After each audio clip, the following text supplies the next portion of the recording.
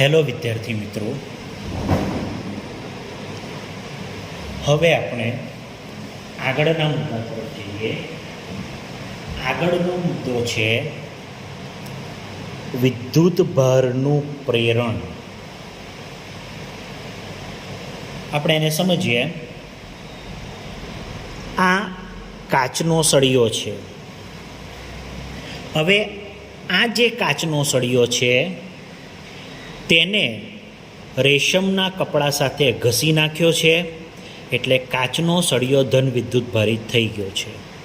તમે સૌ જાણો છો કે કાચના સળિયાને જ્યારે રેશમના કપડા સાથે ઘસવામાં આવે ત્યારે કાચનો સળિયો ધન વિદ્યુત ભારિત થાય અને રેશમનું કપડું ઋણ વિદ્યુત ભારિત થાય, એ આપ સૌ જાણો છો. તો તે મુજબ આ કાચનો સળિયો છે. આ કાચના સળિયાને રેશમના કપડા સાથે ઘસી નાખ્યો છે, એટલે આ કાચનો સળિયો એ ધન વિદ્યુત ભારિત થઈ ગયો છે. ઓકે, આ વાહક પદાર્થ છે.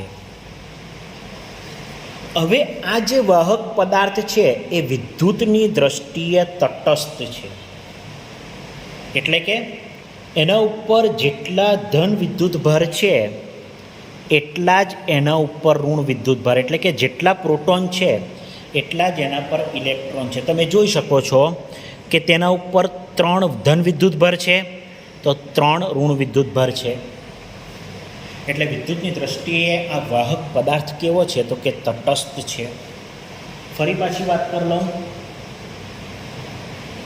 કાચનો સળિયો છે. આ કાચના સળિયાને રેશમના કપડા સાથે ઘસી નાખ્યો છે, એટલે કાચનો જે સળિયો છે એ ધન વિદ્યુત ભારિત થઈ ગયો છે. આ વાહક પદાર્થ છે. આ વાહક પદાર્થ પર જેટલા ધન વિદ્યુત ભાર છે એટલા જ ઋણ વિદ્યુત ભાર છે, એટલે કે વિદ્યુતની દ્રષ્ટિએ કેવો છે? તટસ્થ છે. હવે આપણે કરવાનું શું છે તો કે આ જે વાહક પદાર્થ છે તેના ઉપર ધન વિદ્યુત ભાર બી છે અને ઋણ વિદ્યુત ભાર બી છે. તો આ જે વાહક પદાર્થ છે ને તેના ઉપર આપણે ફક્ત ને ફક્ત ઋણ વિદ્યુત ભાર લાવવાનો છે. અત્યારે તમે જોઈ શકો છો કે વાહક પદાર્થ વિદ્યુતની દ્રષ્ટિએ તટસ્થ છે, એટલે એના ઉપર જેટલા ધન વિદ્યુત ભાર છે એટલા જ ઋણ વિદ્યુત ભાર છે. એટલે આપણે કરવાનું શું છે તો કે વાહક પદાર્થ પર ધન વિદ્યુત ભાર પણ આવેલા છે, ઋણ વિદ્યુત ભાર પણ આવેલા છે. તો આપણે વાહક પદાર્થ પર ફક્ત ને ફક્ત ઋણ વિદ્યુત ભાર લાવવાના છે. ચાલો સમજીએ આપણે સ્ટેપ 1. તો સ્ટેપ 1માં આપણે શું કરશું?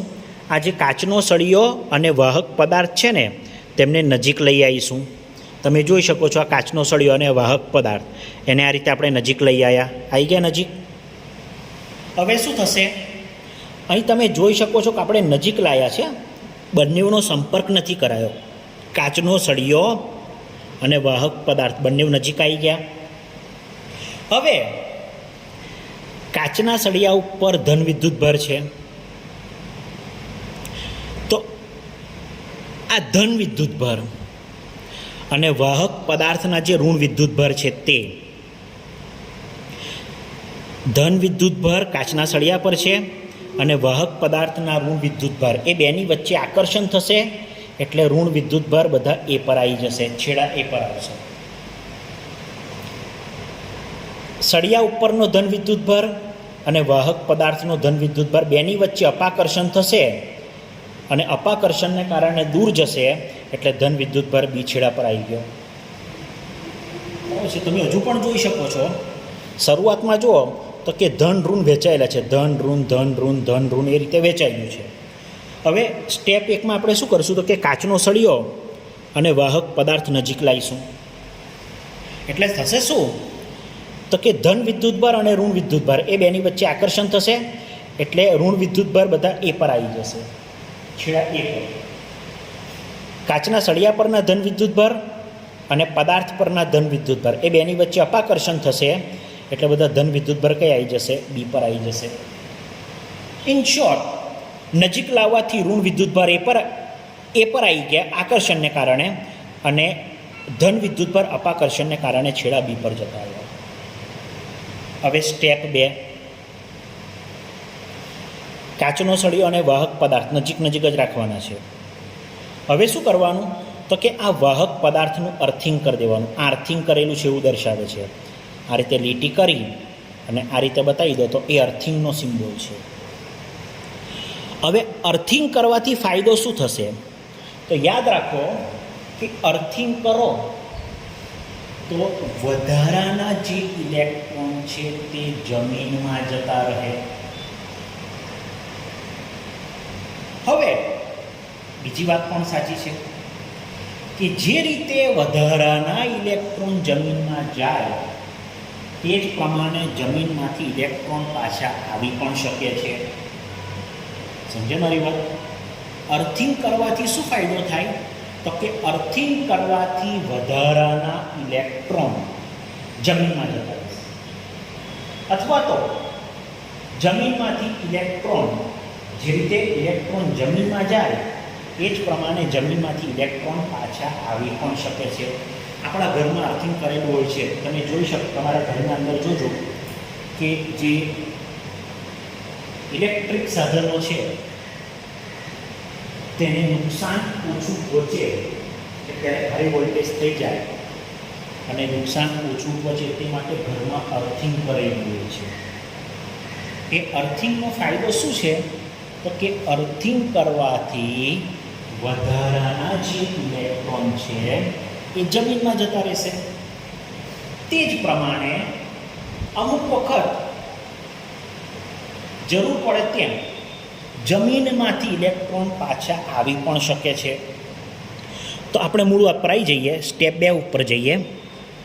હવે આ વાહક પદાર્થને આપણે અર્થિંગ કરી દીધો, તો અહીં અર્થિંગ કરવાથી શું થશે? તો કે જમીનના ઇલેક્ટ્રોન પદાર્થ પર આવશે. જમીનમાં જે ઇલેક્ટ્રોન હતા તે કઈ આવશે? પદાર્થ પર આવશે. જમીનમાંથી પદાર્થ પર આવશે. એટલે ઇલેક્ટ્રોન જમીનમાંથી પદાર્થ પર આવી અને આ ધન વિદ્યુતભારોને તટસ્થ કરી નાખશે. એટલે કેવું કહેવાય કે અર્થિંગ કરશો ને તો જમીનના ઇલેક્ટ્રોન પદાર્થ પર આવી અને ધન વિદ્યુતભારોને તટસ્થ એટલે કે નાબૂદ કરી નાખશે. એટલે અહીંથી ધન વિદ્યુતભારો જતા રહ્યા. ચાલો હવે સ્ટેપ 3, તો કાચનો સળિયો એઝ ઇટ ઇઝ છે, વાહક પદાર્થ એઝ ઇટ ઇઝ છે, બંને નજીક છે. હવે અર્થિંગ કાઢી નાખવાનું. અર્થિંગ કાઢી નાખવાનું તો ખાલી બસશે શું? તો કે ઋણ વિદ્યુતભાર. ધન વિદ્યુતભાર કઈ ગયા? તો કે સ્ટેપ 2માં તમે કીધું તેમ અર્થિંગ કર્યું એટલે ઇલેક્ટ્રોન જમીનમાંથી પદાર્થ પર આવ્યા અને આ ધન વિદ્યુતભારોને તટસ્થ કરી નાખ્યા, એટલે ધન વિદ્યુતભારોને નાબૂદ કરી નાખ્યા. બરાબર છે? હવે ત્રીજા સ્ટેપમાં શું કરવાનું? તો કે અર્થિંગ કાઢી નાખવાનું. તો બાકી શું રહેલું? ઋણ વિદ્યુતભાર રહેલા. કાચના સળિયા ઉપર ધન વિદ્યુતભાર અને વાહક પદાર્થ ઉપર ઋણ વિદ્યુતભાર જ બાકી રહ્યા. ધન વિદ્યુતભાર કઈ ગયા? તો કે અર્થિંગને કારણે જમીનમાંથી ઇલેક્ટ્રોન આવ્યા અને તટસ્થ કરી નાખ્યા. હવે તમે સ્ટેપ 3માં જોઈ શકો છો વાહક પદાર્થ ઉપર ખાલી ઋણ વિદ્યુતભાર જ બચ્યો, પણ એ વ્યવસ્થિત ગોઠવાયેલો છે, એક જ છેડા પર ગોઠવાયેલો છે. બરાબર? હવે શું કરવાનું? તો કે સ્ટેપ 4માં શું કરવાનું? તો કે કાચના સળિયાને દૂર લઈ જવાનું. હવે કાચના સળિયાને દૂર લઈ જશો એટલે વાહક પદાર્થ ઉપર આખા પદાર્થ પર ઋણ વિદ્યુતભાર વેચાઈ જશે. જ્યારે નજીક હતો ને ત્યારે ઋણ વિદ્યુતભાર ફક્ત એ ઉપર હતા આકર્ષણને કારણે, પણ હવે કાચનો સળિયો દૂર લઈ જશો એટલે બધાય ઋણ વિદ્યુતભાર આખા પદાર્થ પર વેચાઈ જશે. તો તમે જોઈ શકો છો આ જે વાહક પદાર્થ છે ને એ સંપૂર્ણ ઋણ વિદ્યુતભારિત થઈ ગયો. બરાબર છે? શરૂઆતમાં જો આ વાહક પદાર્થ પર ધન વિદ્યુતભાર પણ હતા અને ઋણ વિદ્યુતભાર પણ હતા.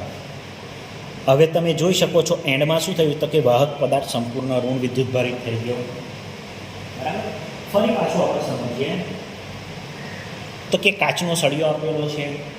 આ જે કાચનો સળિયો છે એ કાચના સળિયાને રેશમના કપડા સાથે ઘસી નાખ્યો છે, એટલે આ કાચનો સળિયો ધન વિદ્યુતભારિત થઈ ગયો છે.